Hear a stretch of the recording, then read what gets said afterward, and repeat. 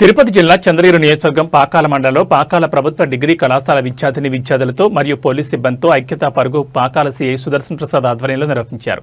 పాకాల ప్రభుత్వ డిగ్రీ కళాశాల విద్యార్థులు మరియు పోలీస్ సిబ్బందితో కలిసి సుమారు 200 మంది ఐక్యతా పరుగులో పాల్గొన్నారు. ఈ సందర్భంగా పాకాల సీఐ సుదర్శన్ ప్రసాద్ మాట్లాడుతూ స్వాతంత్ర్యం వచ్చాక భారతదేశానికి మొట్టమొదటి హోంమంత్రిగా సేవలందించిన సర్దార్ వల్లభాయ్ పటేల్ దేశ రక్షణ సమగ్రత కోసం ఎంతో కృషి చేశారని పేర్కొన్నారు. ఆయన ఆశయాలను స్ఫూర్తిగా చేసుకుని విధుల్లో పునరంకితమవుతామని పిలుపునిచ్చారు. సర్దార్ వల్లభాయ్ పటేల్ జన్మదినాన్ని రాష్ట్రీయ ఏకతా దివస్ గా జరుపుకుంటామని, విశాల భారతావనిని ఏకతాటిపై నడిపించిన సర్దార్ వల్లభాయ్ పటేల్ జీవితం మనకు ఆదర్శప్రాయమని, బ్రిటిషర్లు భారత్ను విడిచి వెళ్లాక దేశ రక్షణ సమగ్రత కోసం ఆయన ఎంతో కృషి చేశారని, అందుకే ఆయనకు ఉక్కు మనిషి అనే గుర్తింపు వచ్చిందని తెలిపారు. సర్దార్ వల్లభాయ్ పటేల్ చేసిన సేవలు అమోఘమని, స్ఫూర్తిదాయకమని, భారత్కు స్వాతంత్ర్యం వచ్చిన తర్వాత పటేల్ ఉప ప్రధానమంత్రి అయ్యారని, దీంతో పాటు హోంశాఖల బాధ్యతలను ఆయనకు అప్పగించారు.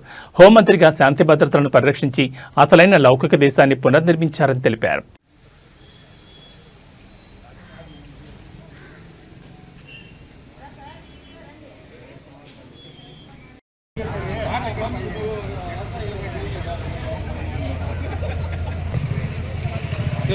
పేమెంట్ ఏం తీసుకోండి.